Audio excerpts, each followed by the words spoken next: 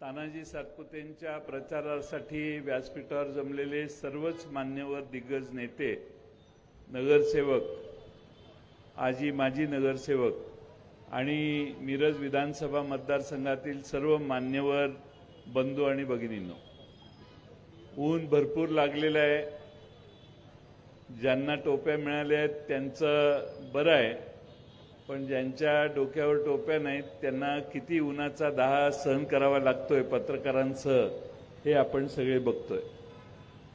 विधानसभेच्या 20 तारखेला निवडणुका होणार आहेत आणि महाविकास आघाडीच्या वतीने मशाल चिन्हावर तानाजी सातपुतेंना आपण उमेदवार म्हणून उभं केलेलं आहे. आज त्यांच्या प्रचाराचा नारळ वाढवण्याचा आजचा हा समारंभ आहे.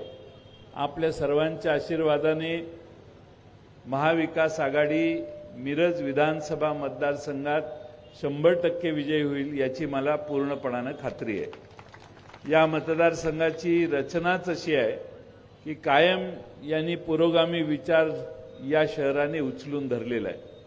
मागचे 10 वर्षाचा कालखंड असा आहे की ज्यामध्ये मात्र याच्यात थोडंसं अंतर पडलेलं आहे, पण त्याचा परिणाम हा गेले काही वर्ष आपण अनुभवलेला आहे. या महाराष्ट्रातल्या या निवडणुकांमध्ये काही महत्त्वाचे प्रश्न घेऊन आम्ही महाराष्ट्राची निवडणूक लढवतोय.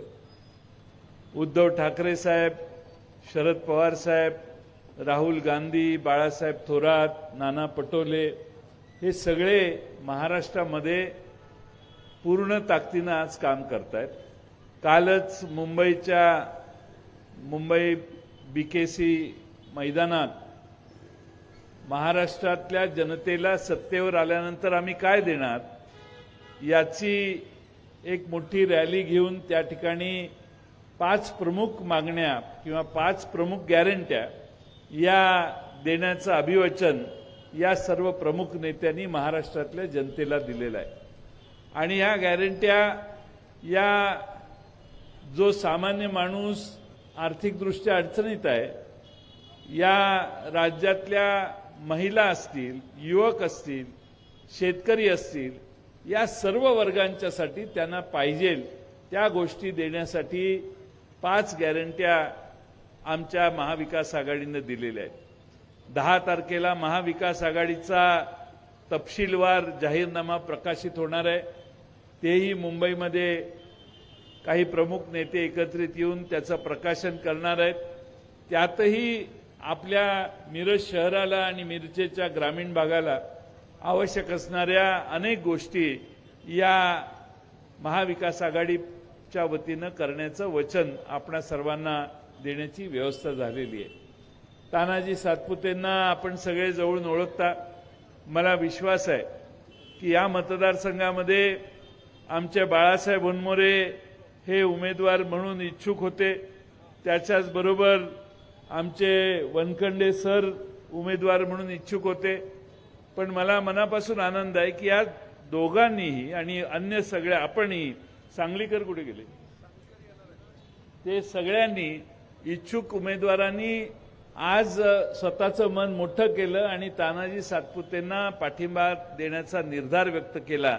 आणि म्हणून मला खात्री आहे की आपण सगळे एकत्रित एकसंघपणाने काम करायला लागलो तर हा मतदारसंघ पूर्वीपासून पुरोगामी विचारसरणीच्या मागे उभा राहणार आहे.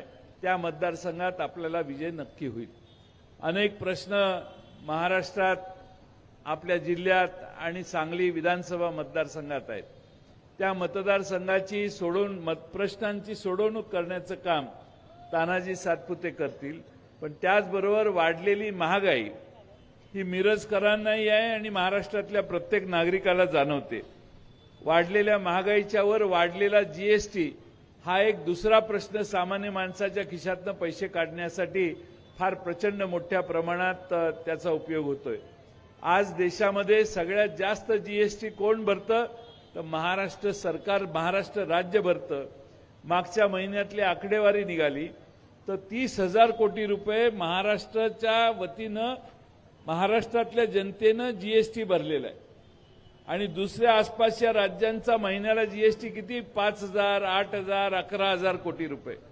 म्हणजे एवढ्या मोठ्या प्रमाणात महाराष्ट्रातल्या जनतेने कर भरायचा, पण महाराष्ट्राच्या पदरात काय मिळालं याचा जर विचार केला मित्रांनो तर तुमच्या लक्षात येईल सगळे उद्योग गुजरातला गेले, आमच्या महाराष्ट्रातली बेकारी वाढली, फॉक्सकॉन सारखा उद्योग गेला, टाटा एअरबसचं उद्घाटन देखील परवा मोदी साहेबांनी बडोद्यात केलं। तिसऱ्या बाजूने अनेक उद्योग महाराष्ट्राच्या बाहेर जाताना एकनाथ शिंदे आणि त्यांचे 2 उपमुख्यमंत्री तोंडातनं शब्द देखील काढत नाहीत। आज तुम्हाला आम्हाला असं वाटत असेल की काय होतं 4 उद्योग गेले तर नवीन 4 उद्योग आणतील। स्वतः एकनाथ शिंदेनी भाषणात विधानसभेत सांगितलेलं होतं जयंतराव काळजी करू नका, फॉक्सकॉन गेला तरी आम्हाला मोदी साहेबांनी आश्वासन दिलेलं आहे याच्यापेक्षा मोठा प्रकल्प मी तुम्हाला महाराष्ट्रात देतो। एकही प्रकल्प महाराष्ट्रात आला नाही। दाओसला गेले उद्योग आणायला, तिथल्या हॉटेलचं बिल न भागवता मागे आले, हॉटेलवाल्यांनी परत बिल पाठवलं, म्हणजे पैसे न भरताही मागे आले आणि हॉटेलवाल्यांनी बिल पाठवलं, म्हणजे यांनी दाओसला जाऊन काय केलं असेल हे तुमच्या लक्षात येतं। आज महाराष्ट्रामध्ये 2च मुद्दे मी आकडेवारीनं तुम्हाला सांगतो की तुमच्या लक्षात येईल की मी म्हणतोय त्यात किती अर्थ आहे। महाराष्ट्रातल्या या त्रिकुटांनी गुजरातला महाराष्ट्र आंदोलन केलेलं आहे। गुजरातच्या दावणीला महाराष्ट्र बांधण्याचं पाप हे एकनाथ शिंदे आणि त्यांच्या 2 सहकाऱ्यांनी केलेलं आहे। मित्रांनो, आपल्या सगळ्यांना एक लक्षात घ्या की सगळ्यात 2 महत्वाच्या घटना आकडेवारीनं आता सिद्ध झालेल्या आहेत। एक म्हणजे काल परवा भारताच्या सगळ्या उत्पन्नात आजपर्यंत महाराष्ट्राचा वाटा 15% खाली कधी नव्हता। पहिल्यांदा परवा जाहीर झालं की महाराष्ट्राचा वाटा 13% खाली आलेला आहे, म्हणजे 2% खाली आलाय, 13%वर आम्ही आलो। दुसरा आकडा सांगतो, दरडोई उत्पन्न मी राज्याचा अर्थमंत्री होतो 2001, 2, 3, 4, 7, 8 सालापर्यंत 9 सालापर्यंत जवळपास या काळामध्ये महाराष्ट्र कायम पहिल्या दुसऱ्या तिसऱ्या चौथ्या क्रमांकावर होता। म्हणजे भारतामधल्या जी दरडोई उत्पन्नाची यादी होती त्यात महाराष्ट्र 3ऱ्या क्रमांकावर, म्हणजे फक्त 2च राज्य, हरियाणासारखं राज्य जे छोटं आहे त्यामुळे जरा थोडंसं जास्त पुढं आपल्या होतं, अशी राज्य 1-2 सोडली तर कुणी महाराष्ट्राच्या पुढे नव्हता। महाराष्ट्रातल्या सामान्य माणसाचं दरडोई उत्पन्न जास्त होतं।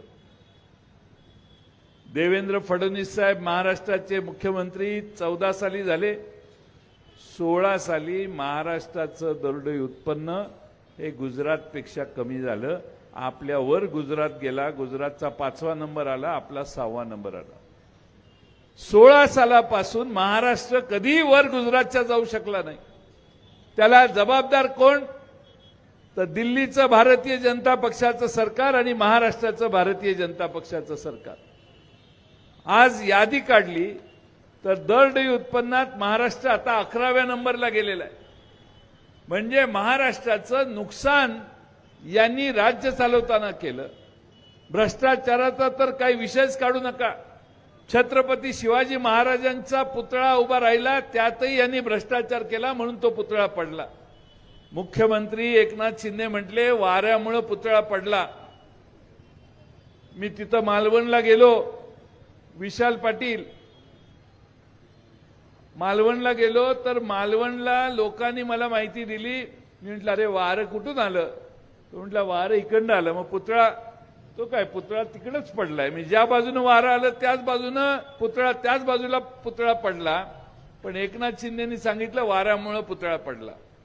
महाराष्ट्रामध्ये आपल्या सगळ्यांना माझी विनंती आहे की सामान्य माणसाची फसवणूक करण्याची भूमिका या लोकांच्या मनात आहे। यांनी महाराष्ट्राला काय दिलं तर महाराष्ट्राला राजकारणाचा खेळखंडोबा महाराष्ट्राचा करण्याचं काम यांनी केलं।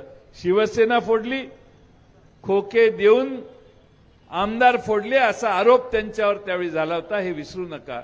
आणि बाकीच्या ईडी आणि बाकीच्या भीतीनं राष्ट्रवादी फोडली आणि ज्यांच्यावर यांनी आरोप केले त्यांना ह्यांनी सगळ्यांनी मंत्रिमंडळात घेतलं। म्हणजे भारतीय जनता पक्ष जुना जो होता तो मित्रांनो आता राहिला नाही। अडवाणी आणि अटल बिहारी वाजपेयी आणि प्रमोद महाजनांचा आणि गोपीनाथराव मुंडेंचा आता हा पक्ष राहिलेला नाही. हा पक्ष जो निवडून येतो त्याला धरायचा आणि आत आणायचा आणि उभा करायचा, अशा लोकांनी पक्ष भरलेला आहे. निष्ठावंत, या शहरातले निष्ठावंत भारतीय जनता पक्षाची लोक देखील आता मागे जाऊन बसलेले. मी यादी वाचली तर त्यांची अडचण होईल, पण या शहरातले भारतीय जनता पक्षाचे जे निष्ठावंत आहेत त्या सर्व निष्ठावंतांना असं वाटतं की असंच असेल तर आम्ही आयुष्य या सरकारला, पक्षाला दिलं, आम्ही 40-40 वर्ष या भारतीय जनता पक्षात का राहिलो, हा प्रश्न काही लोकांच्या मनात आहे. आणि म्हणून आपणा सर्वांना माझी विनंती आहे की महाराष्ट्रामध्ये उद्या महाविकास आघाडीचं सरकार येणार आहे. सरकार आल्यानंतर महाराष्ट्रातल्या आमच्या लाडक्या भगिनींना यांनी काय दिलं तर 1500 रुपये दिले. आम्ही काल 5 गॅरंट्या दिल्या, त्यात आम्ही सरकारमध्ये आल्यावर 3000 रुपये लाडक्या भगिनींना देण्याचा निकाल घेतलेला आहे. महाराष्ट्रामधल्या शेतकऱ्यांचं कर्ज 3 लाखापर्यंत माफ करायचा निर्णय आम्ही आमच्या गॅरंटीमध्ये घेतलेला आहे. महाराष्ट्रातल्या शेतकऱ्यांचे, शेतमजुरांचे प्रश्न सोडवताना युवकांचे देखील प्रश्न सोडवण्यासाठी आम्ही जबाबदारी घेतली आहे. आणि त्या जबाबदारीच्या बरोबर महाराष्ट्रातल्या बेकार जो कोणी बेरोजगार राहील त्याला महिन्याला 4000 रुपये देण्याचं काम देखील सरकारच्या मार्फत आम्ही करायचं ठरवलेलं आहे. आणि म्हणून बेकार भत्ता म्हणा त्याला, पण महाराष्ट्रातल्या सगळ्या घटकांना न्याय देण्याची भूमिका आमच्या 5 गॅरंटीने घेतलेली आहे. आमच्या या सगळ्या गॅरंट्यांच्याकडे जर बघितलं, अगदी गॅस सिलेंडरसाठी देखील आम्ही गॅरंटी घेतलेली आहे.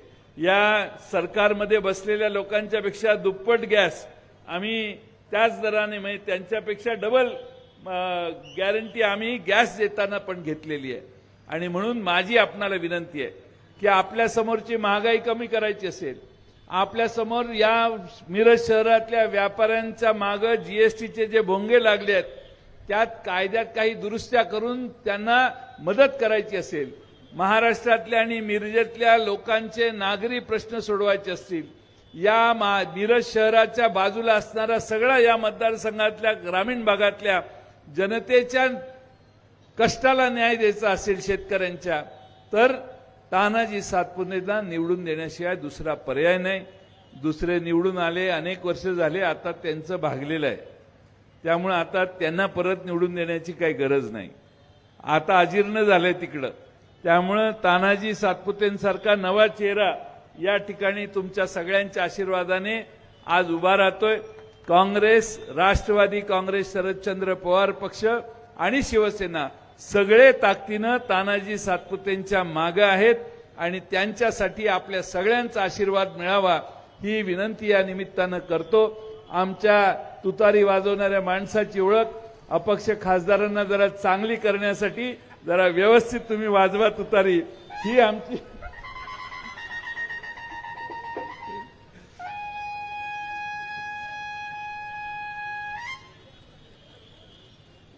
आमचं चिन्ह इथं उभं नाहीये. पण घड्याळ आमचं विशाल चोरीला गेले. आमचं चोरीला गेल्यामुळं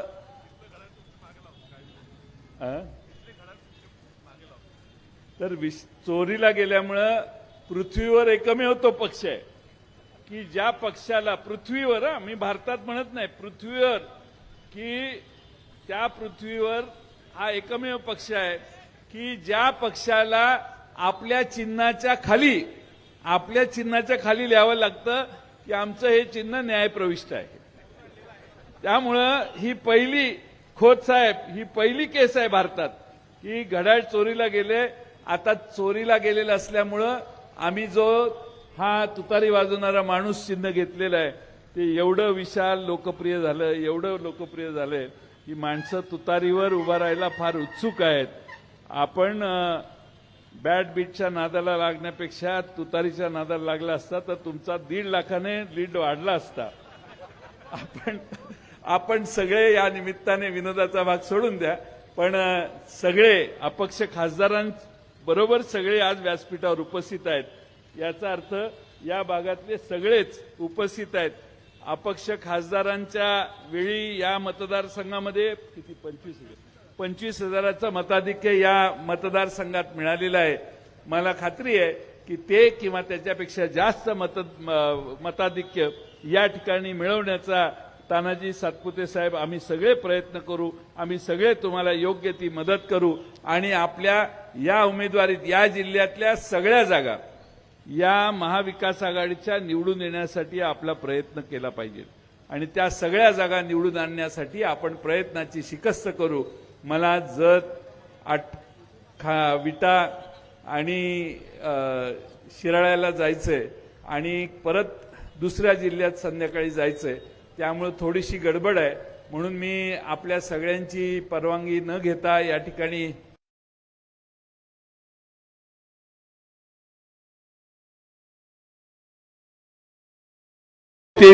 आणि आपल्या महाराष्ट्रातली बुलंद तो नाही तुम सगळे थांबलेत ना. पुन्हा एकदा आपल्या सगळ्यांचे आभार मानतो. तानाजी सातपुतेंना शुभेच्छा देतो आणि माझे 2 शब्द पूर्ण करतो. धन्यवाद.